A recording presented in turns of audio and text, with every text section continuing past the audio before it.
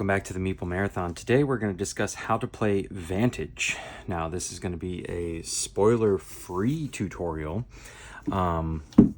So you'll notice that my location card here is set off just to the side. So you're not going to be able to see it like I can see it. If you're playing with other players, you are allowed to read the descriptions of cards and tell them the actions available to you, but you're not supposed to show them the card. This is your point of view, your Vantage. Imagine you have a walkie-talkie throughout the game. You guys are spread out on the planet after a crash landing, and you can communicate with each other, but they can't see what you can see. So,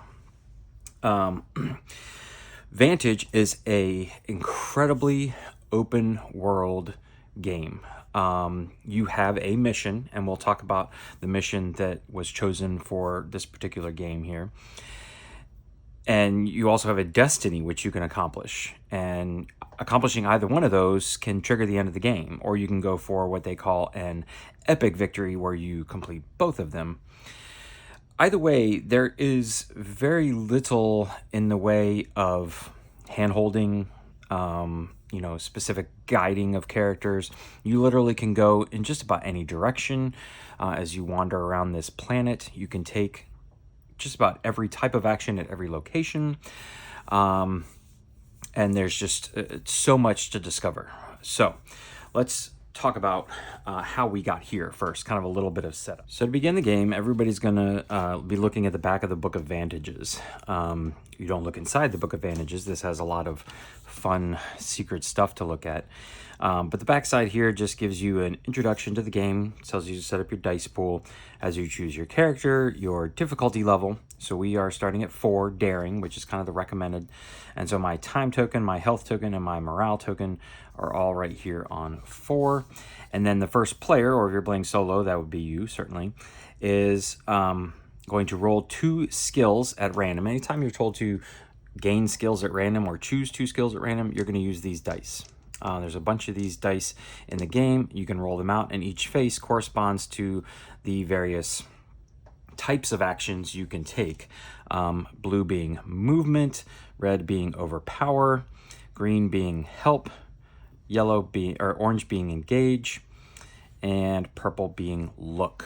All right, so there's 6 basic types of actions, and these will just help you determine random ones. So we did that, and we got this mission, which is establish diplomatic relations.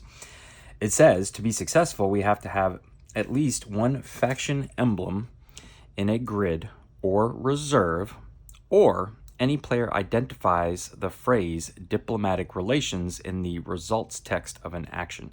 So that means you take an action, and the little text that somebody else is going to read out to you says diplomatic relations. In that case, we have been successful. So that's our mission. Then it says to go to the back of the Book of Secrets. This is another book that you rarely dive into, but the back is going to be part of your setup. And this is going to tell you where each character is going to be when they've been ejected out of their ship and their escape pods, where they're going to go. So we, playing as the blue player, are going to go to location 2. So location 2, and this is not spoilerish. Location 2 looks the same for everybody. And it's kind of like you've been shot out of the ship, and this is your view of the planet from the portal through your escape pod. Here again, we're going to roll 2 dice and pick where we land. So each of us is going to be landing in a different area, and it's definitely going to be different because these numbers aren't the same on the character start card for green or orange. So that's how we ended up at location 694, which again is just off camera here for a reason. And there's a list of actions on the right. I can describe it to you. I'm in a forested area with what looks to be some sort of wall of civilization. There's some archways. Almost looks like a entrance to a graveyard, but I'm not sure. There's some stairs. So definitely there's some type of sentience around. There's a little box, it looks like, somewhere off. I'm under a tree, a very large tree.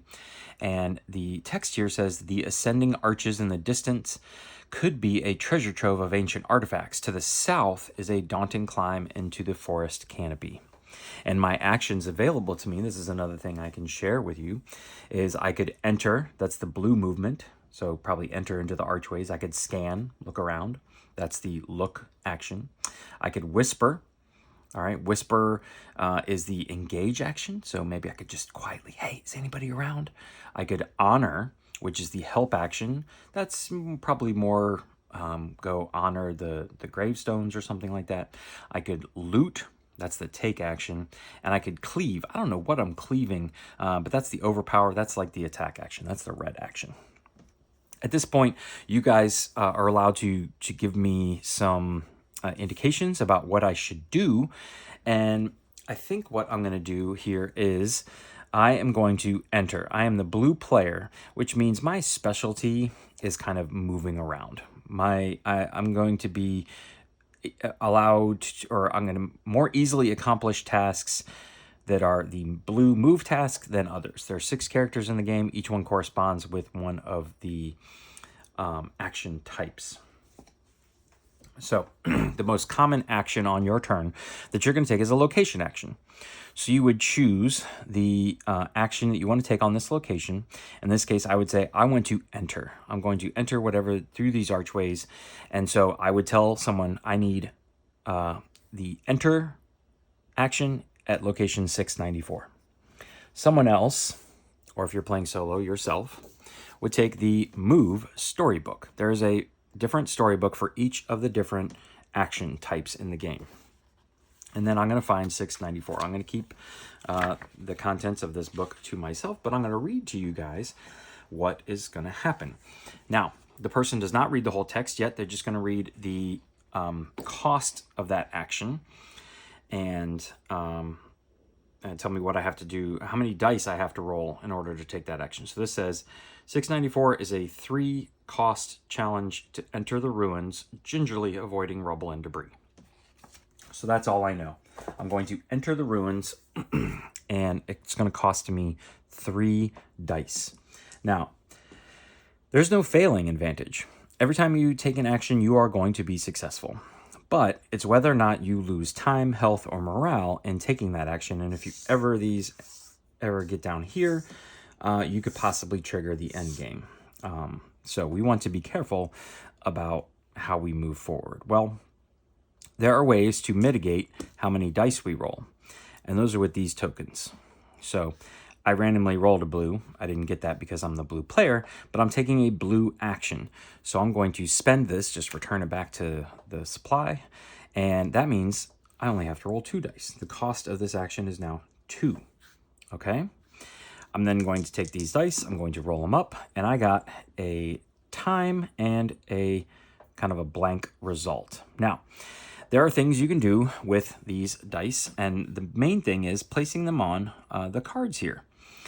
These spots, and as you get more cards that are going to fill up your grid of 9 cards, 3 by 3, with your person being in the center, they're going to give you more and more spots to place these dice out. Right now, if I did nothing else, these would go over to the penalty section. This one does not count anything for me. This one would lose time. I took too long moving into the archways, and I wasted too much time. But since I am the blue character, I have the ability to place any die here because I'm taking the move symbol. So I'm going to place this one right here. Ba-ba!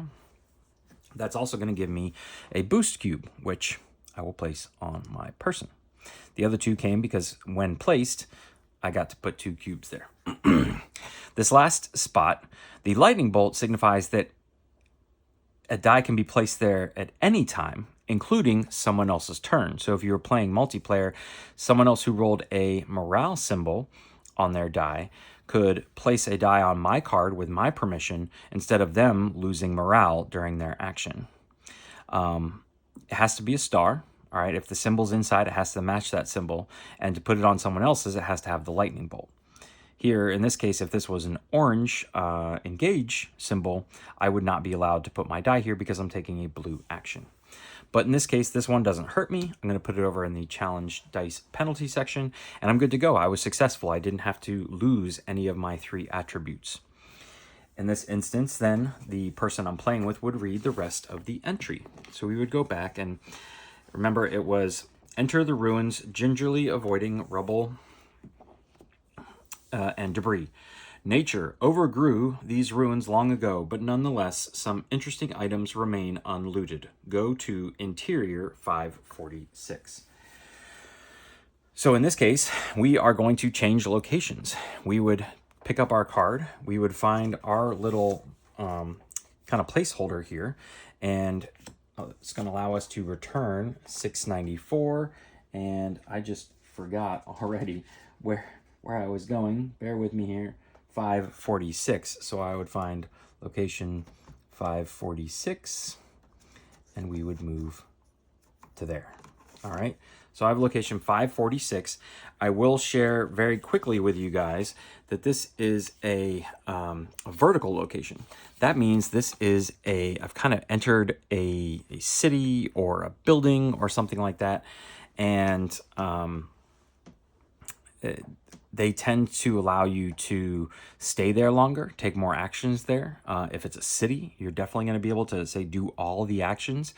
But it's also going to highlight more with the symbols where you're going to take. So, for example, in this one, I'm staring at a very large archway. It looks like a broken down building, a building that is ancient and fallen apart.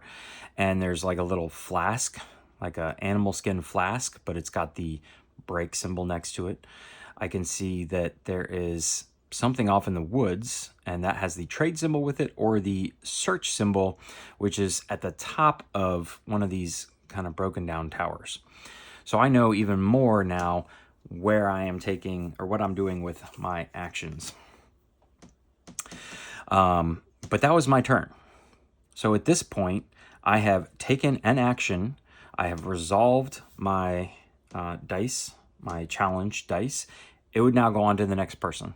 They would take their turn. We would go around the table, and then eventually it's going to come back to me. I would then explain to them what I see, just like you. And the little text here says, the ruins are overgrown but have withstood the test of time. At this point now, I could take a location action, all right? Or I can come back here and take a card action. Now, like I said, you're going to be building out a grid of 9 cards, and each of them are going to have the possibility to have more actions as well. Also, anytime you take a location action, most of the time it's not going to automatically move you to a new location like it just did me. It's going to do something, you're going to get a result, and then you do have to move on, which we'll talk about that here in a second. But let's talk about how you can take a different type of action, and that is on a card. So every character is going to have at least 3 actions to start with: a master, a buy, and an equip action. And these are, purple, orange, and green. And so let's say I want to take the equip action. This is a green action, all right? And so I need to find somebody to read me out of the green book my character number. So 1435. I would have somebody find 1435 and read to me. This is a 4-cost equip your saber. And I can only perform this action at most once per game. All right, so very, very satisfying sounding here. So unfortunately, I don't have any green tokens to spend, and I am sitting where one of my dice has already been filled up. So let's just see what happens. So I'm going to take these, I'm going to roll them carefully, and it's taking me a lot of time to equip this saber, get it out of my bag and put it together. I don't know. But I do have some options here. Because I have these boost cubes, anywhere where it shows like the boost cube symbol with the arrow, I can take that action. So this one says if I spend 1 boost cube, which I can do as a free action, I can re-roll 1 challenge die. So I think I'm going to take one of these time and re-roll it. All right, perfect. So in this case, we have 2 that are not going to hurt me. Those are just going to go up there. I do have one time die that I have nowhere to place on my character card. So this one is going to hurt me, and I will push that down. This one is a setback symbol. This just simply means that I have to put it back into the challenge dice pool. Now, why would that matter, you say? Because every time that this pool is emptied out, or there is less dice in this pool than you have to roll, say for example, I was just about to take that challenge 4, cost 4 equip challenge, and there's only 3 dice here, I would get to clear off all the dice off of my cards, opening up those slots back up again, and then I would roll.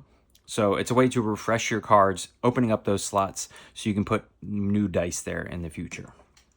So setback means that you're just putting it back in the dice pool. You're going to have to roll it again before being able to refresh your cards. All right, but this is also shows us how we took a boost action here. We could also spend 1 boost to transfer a reserved card into our grid.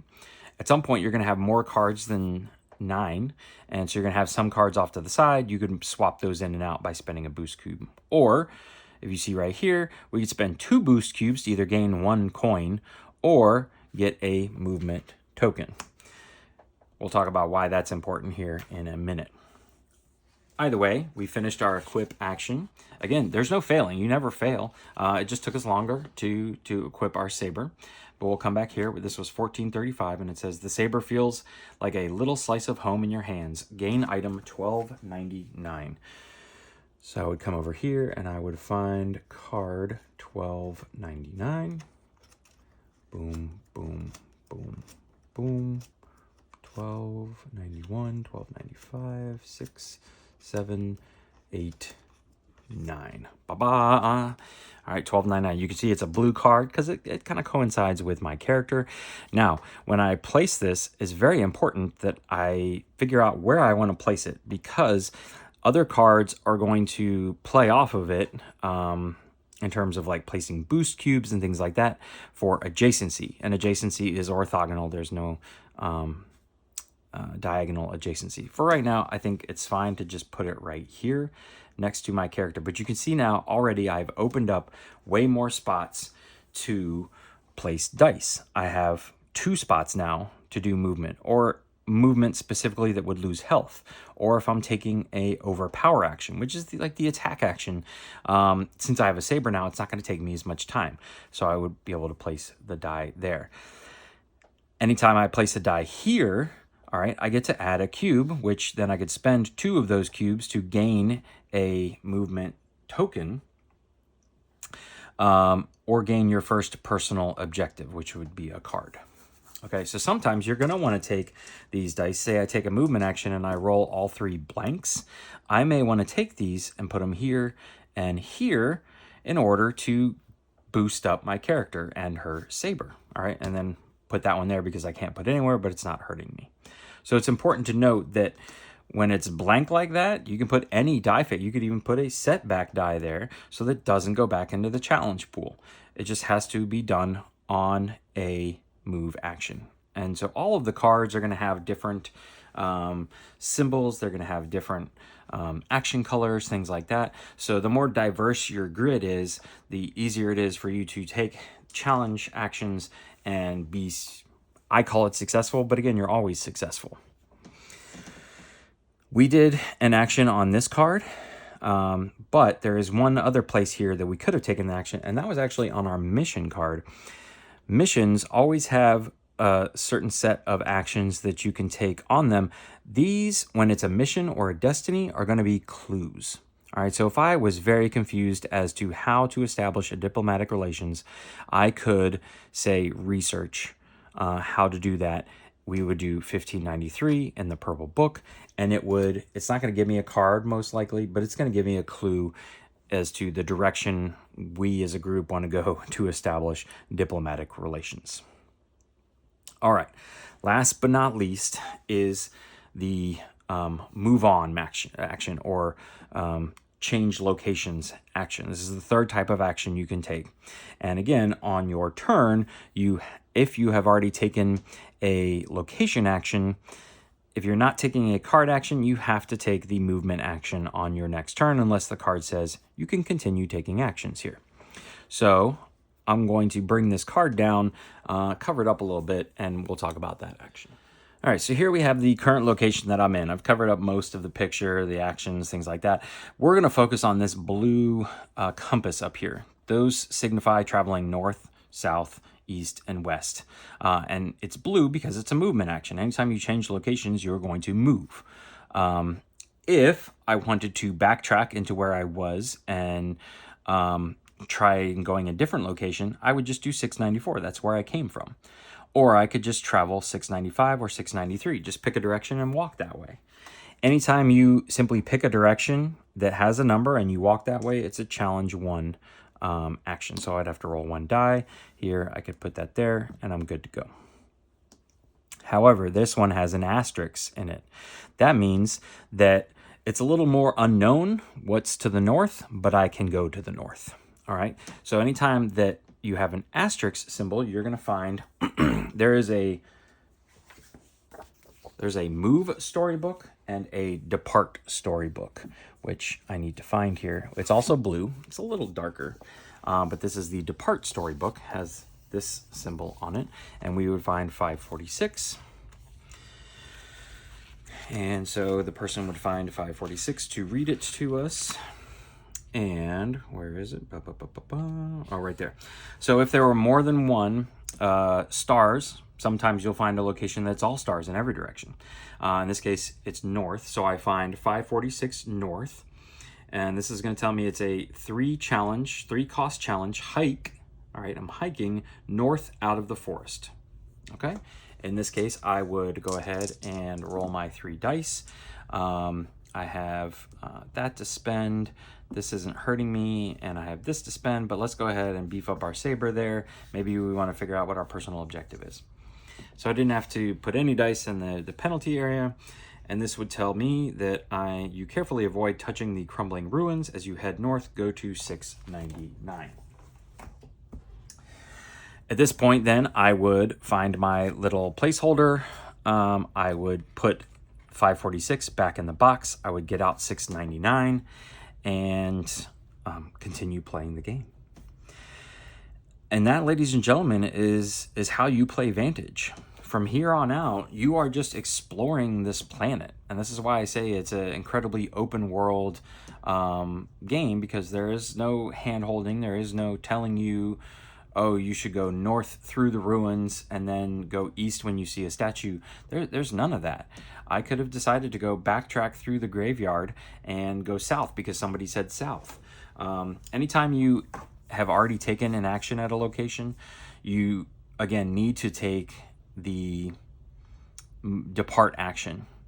And so you can't just keep going in and out of a location and spamming that spot. And if you ever enter a location that someone else has been in, and this is why you describe the location to someone, say you come to a bridge and someone decided to burn down that bridge, if you entered that location later on and the people would help you remember, ooh, that bridge is burnt down, you could not take the, say, cross action to cross the bridge to the other side because maybe the person didn't want you to follow them. I don't know why, but there you go. This is the gameplay centers around rolling these dice, reducing the cost if possible. Here you can see I have three of these tokens to spend later on the take action.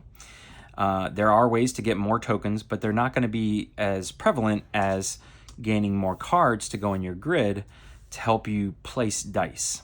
So these tokens help you reduce the amount of dice you have to roll, but the cards in your grid are going to help you place those dice out, get boosts, do more things. The first person to fill up their grid is going to read 1705.